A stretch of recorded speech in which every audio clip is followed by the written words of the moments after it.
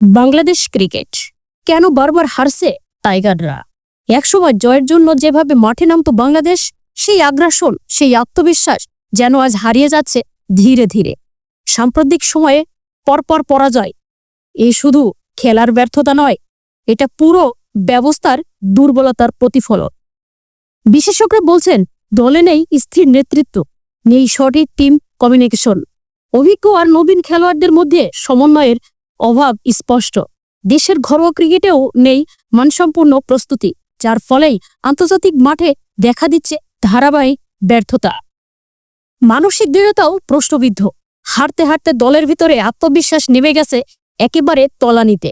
অন্যদিকে নির্বাচনী নীতি ও বোর্ডের সিদ্ধান্ত নিয়েও আলোচনা থামছে না। বাংলাদেশ ক্রিকেট এখন সন্ধিক্ষণে, যেখানে প্রয়োজন নতুন পরিকল্পনা, সাহসী নেতৃত্ব আর হারিয়ে যাওয়া টাইগার স্পিরিট এর পূর্ণ জাগরণ। একটা প্রশ্ন এখন সবার মুখে, টাইগাররা কি আবার গর্জে উঠবে নাকি হার মানবে সময়ের কাছে?